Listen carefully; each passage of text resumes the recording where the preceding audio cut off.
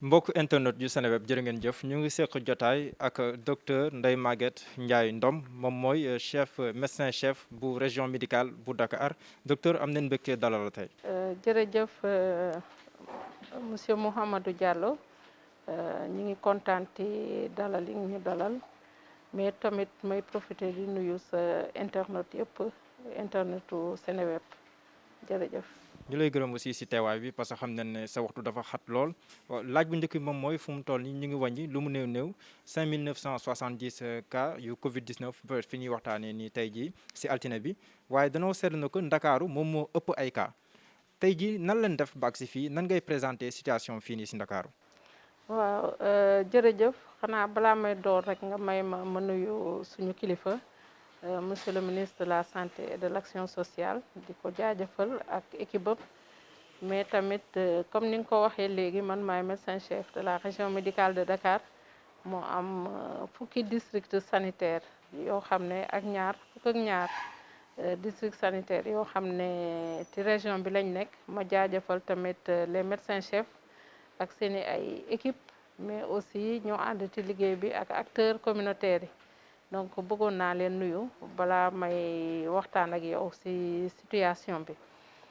di nuyu tamit ñi nga xam ne ñoo féete ci faj bi léegi comme ni nga ko waxee léegi rek Dakar cas yi moom bëri nañ cas yi ñi ngi fi bëri nañ li koy expliquer tamit soo xoolee région de Dakar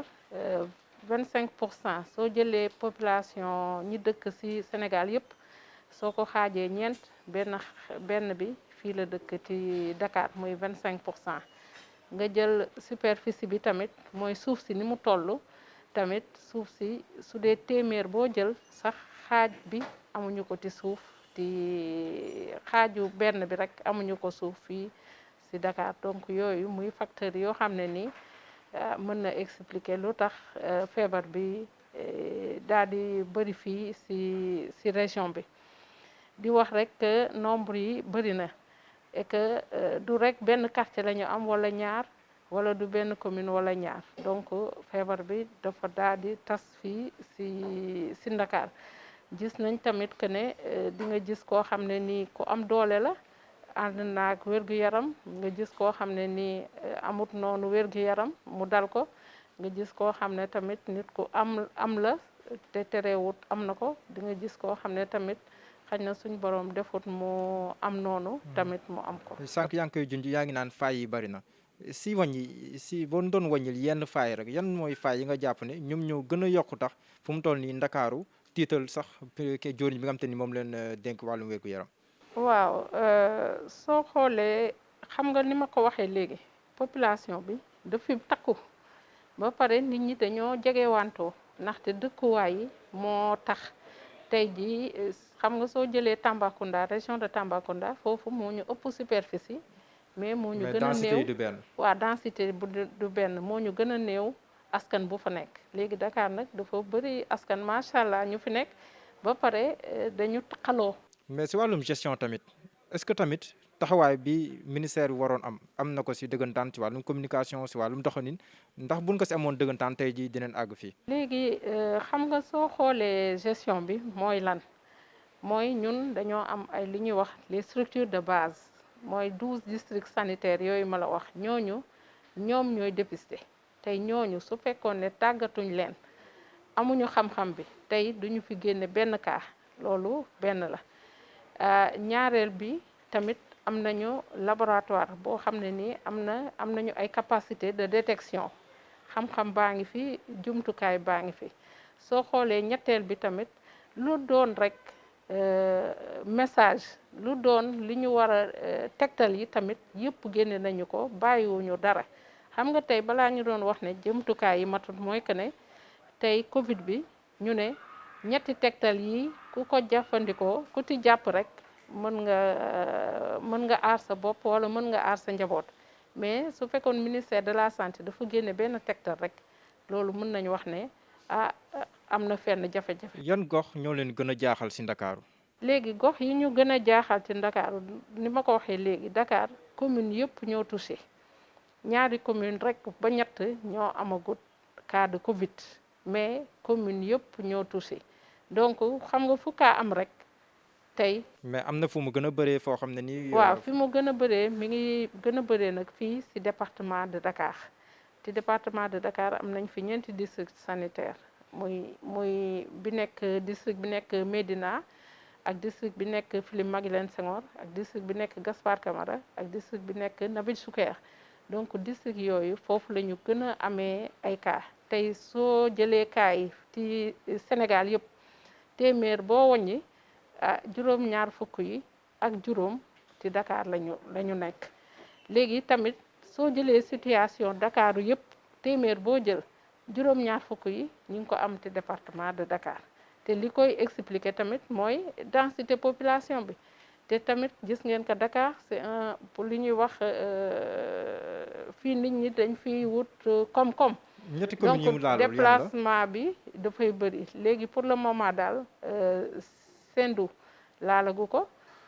fële ci Diamniadio soo jëlee Pikine Est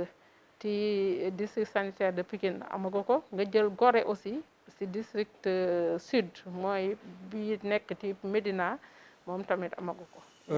gis na ne tamit dañoo gën a gis kaay di yokku Sénégal waaye ci jamono ji kaay di yokku Sénégal ci leen yolomal ndogal yi nga xam te ni dañ koo jëloon ngir xeex mbas mi ndax loolu bokkul tamit ci li leen di gàllankoor yéen ñi nga xam te ni yéen a yitewoo paj mi. xam nga monsieur Mohamed xam nga ku xam feebar rek feebar su ñëwee ci askan tiis la su nekkee tiis nga jëlaat beneen tiis teg ko askan bi mooy que ne li ngeen bëgg a wax ñu dëgëral loolu tamit réponse bi du demee noonu soo xoolee soo jëlee ñi nga xam ne xam nga wax naa la léegi Dakar ne la fii moo nekk pôle économique bi te soo xoolee statistiques yi mooy que ne 70% téeméer boo jël juróom-ñaar fukk yi ñoom dañuy yëngatu ci li ñuy wax secteur informel nga xam ne dañuy dem yëngatu pour am dara ci bëccëg bi pour mën a yóbbu seen kër. Imaginer ñooñu tey jii nga ne leen du ngeen déplacé wu da ngeen war a toog du ngeen def nii def leen nii donc ay jafe-jafe lay indi ci non seulement feebar bi dina indi jafe-jafe mais aussi nit ki lu mu war a lekk wala lu mu war a jëfandikoo wala lu mu war a liggéey yóbbul ko njabootam suñ ko ci freiné tamit dina indi jafe-jafe. moonte de ordre des médecins sax ñoom wax nañ ne dañoo war a gën a dëgëralaat xeex bi ngir bu nu bëggee wàññi mbir mi sinon dina mën a indi yeneen jéeya. waaw xam nga xeex bi moom man en tant que médecin spécialiste santé publique te tamit boobu ba léegi ñun ñu ciy liggéey mooy que ne suñu yolomalee mooy lan waxuñu benn yoon que ne bàyyi leen masque yi. waxuñu benn yoon ne raxasu bi sax teg leen ko fële waxuñu benn yoon tamit ne distance bi ngeen war a seq ak keneen ki ngeen toogal tamit waxuñu leen ñu bàyyi ko donc su fekkee ne wax nañ nit ñi nañu dem liggéey tamit terewut nit ku nekk tamit moo war a am gëm-gëmam ne man ci sama bopp sax mën naa am yore naa feebar bi léegi ma aar sama bopp pour yow mi nga xam ne toogoon na ak yow ma aar la donc loolu la daal. mais bu nekkee ne par exemple si benn ay bés bi ñu weesu wàññi ne lu mu néew ñaar fukki doomu aadama ak ñeent yoo xam te ni ñàkk na seen bakkan loolu tamit boo leen koy jàngat est-ce que nekkul na tamit daf ñuy wax ne que ndogal yi ñu jëloon pour yolomal amaana moom moo jur lii nii ndax waruñu delluwaat si lu ñu jógee. donc foofu nga may ma masawu tamit ñi nga xam ne feebar bi laal na leen ak famille ak tamit ñi ti ñàkk seen barkan tamit ñu ngi leen di jaale seen mbokk di leen masawu tiis bi léegi feebaru Covid 19 bi moo tëddee noonu donc am nañu forme yoo xam ne nii forme simple la mooy mën nga am tuuti signe rek soo ti bàyyiwul xel sax mën nga ko bañ a yëg bu baax. am na ñoo xam ne duñu am dara loo xam ne nii daf leen di metti mais dina am ñoo xam ne dañuy yëg dara ci seen yaram ñooñu yëg dara ci seen yaram am na ci ñoo xam ne tamit xañ na seen yaram moo bindoo vraiment xiiboon ba nga xam ne nii soit ñu ngi dëkk ak yenn feebar yi wala nekk nañ ay mag yoo xam ne nii amuñu doole feebar bi su ñëwee même su dul Covid 19 ñooñu dañu fekk ne dañu baaxoo ne feebar su ñëwee rek mën na leen gàllankoor donc amut cause à effet li ma bëgg a wax mooy que ne yolomal nañu mais waxuñu ne nit ñi bu ñu aaru ku nekk fi mu nekk nii da nga war a protéger sa bopp tegtal yi nga xam ne ni ministère de la santé et de l'action sociale joxe na ko ku nekk su ko jëfandikoo même suñ doon liggéey suba ba ngoon jot ñu jëfandikoo tegtal yooyu yàlla mën nañu aar kon si durcissement bi feebar comme ni bi. nga koy waxee du solution pour yow. Man de du solution pour man. de solution pour yow mais am na tamit ay say naataango yoo xam te ni si wér-gu-yaram la ñuy yëngu ñi wax ne ko bu nu moytuwul cas yi dina gën a yokku ñii di faatu dina gën a yokku catastrophe sax la ñuy décrire te ñoo xam te ni aussi mënuñu saagane seen wax maa ngi tudd ku mel ni professeur Moussa Seydi ak ñeneen kon loolu tamit ndax buñ ko jëlee bàyyi si xel si wàllum analyse rek tamit ndax tamit kon war nu yóbbee ñu indi yeneen ndogal yu bees. xam nga ñun depuis le 2 mars ñi ngi liggéey ci Covid bi suñu service yi suñu seetul nit ki ba dépister ko du yegg fañ koy fajee donc ñun dañ te am rôle boo xam ne nii bu am solo buñ ciy joué te rôle boobu ñuy ciy joué lu ñu gis mooy que ne feebar bi ci biir famille yi la njëkkee famille yi ci seen bopp tey jii boroom kër gi su ko amee jabar ji mën na ko wàll walla mën na wàll ak ay doomam donc loolu mu nekk jafe-jafe boo xam ne nii ñun gis nañ ko ne gis nañ ci ñi ñuy dépister gis nañ ko ne déjà feebar bi ci biir famille yi lay njëkkee su amee ci biir famille bi te nit ki xamu ko su génnee tamit mën na ko wàll keneen su fekkee ne jëlut mesure barrière yi comme ni ko ministère de la santé tegtal yi ministère de la santé joxe donc ñun daal ci gàttal daal soo bëggee dégg li nga xam ne nii moom laay wax su fekkee ne da nga durcir ba pare nit ñi protéger wuñu loolu mooy question bi. kon si wàllum projection ndax mun neen xaar cas yi ngi yokk waaye ndax mun neen xaar comme ni ko Sénégal géré fii te kenn mënu koo ŋàññ si wàllum résultat ndax mbir mi mën na gën a jéggi dayo ndax mën na gën a ragallu li si kanam wala ndax di nga ko gisee nii xel na dal na xel. man daal ni ma gisee nii dal na xel cas yi ñi ngi yokk ñi ngi leen di maîtriser mais tamit ñun tooguñu rek ne dañuy xaar cas yi parce que ñi ngi développé ay stratégie yoo xam ne nii naka la ñuy def ba nga xam ne askan bi fa ñu jàppoon duñu ko bàyyi dañuy gën a jàpp gën a aar seen bopp ci loolu. mais relâchement fu mu toll nii moom lañ gis liggéey mais fu mu toll nii askan ñu si bëri wuccax neen seen loxo si matukaay yi ñu war a jël pour aar seen bopp. léegi nag loolu mooy risque bi mooy foofu nag la ñuy xaaree état. ngir nag mu taxaw loolu ndax état tamit warta si jamono ji est-ce que war na seetaan askan wi ñu. monsieur Diallo loolu xam nga soo nee nit ki da ngay xaar état pour ndékki wala pour añ wala pour reer xam nga loolu problème la li lay aar sa responsabilité individuelle la responsabilité boroom kër gi la léegi tey yow su fekkee ne nee naa la sànq ñun li ñu dund ci Covid bi gis nañ ko ne suñu nee wàllante bi mën na nekk mën nga ko yóbbu sa bureau wala mën nga ko yóbbu sa beneen bërëbu liggéeykaay mais wàllante bi ci kër gi la su fekkee ne ki nga xam ne yore na kër gi moom moo war a njëkk a veiller ba nga xam ne nii tey suñu doon toog di seetaan télé sa saloo bi ñu jéem a jël distance ku ko fa am tamit di nga fexe ba doo wàll sa keneen. ubbi teewaat école bi 25 juin bi ñu jëm tamit pour ñi nga xam te ni dañuy amal examen loolu fu mu toll nii xel nangu na ko. waaw xel nangu na ko parce que mesures yi nga xam ne nii moom la ministère de la santé et de l'action sociale tegtal yi nga xam ne moom la teg ku ko jëfee nga nekk école wala nga nekk beneen bërëbu liggéeykaay nga nekk ci transport yi nekk ci commerce yi ku ko jëfee ku nekk suñ borom mën na la aar ci feebar bi. mesures yi liy freiner feebar bi du doon nañu bësaat bu baax kii bi bu ñu yolomal lii aar nit ñi ci feebar bi mooy que ne ku nekk na jël jumtukaayam ku war a sol masque ku war a raxasu ak saabu comme niñ la ko waxee technique la laaj. mais am nay école yoo xam ne sax pour ñu jotee ci ndox yenn saa yi jafe-jafe lay nekk. waaw mais xam nga loolu laa bëggoon wax léegi ne am na li ñuy wax engagement communautaire soo xoolee nga suivre lii nga xam ne tegtal yi nga xam ne orientation yi nga xam ne ministère de la santé wax na ko et de l'action sociale ñun ay fajkat lañ ñun dañuy seet ndax kii am na doomu jàngoro bi su dee ne am na ko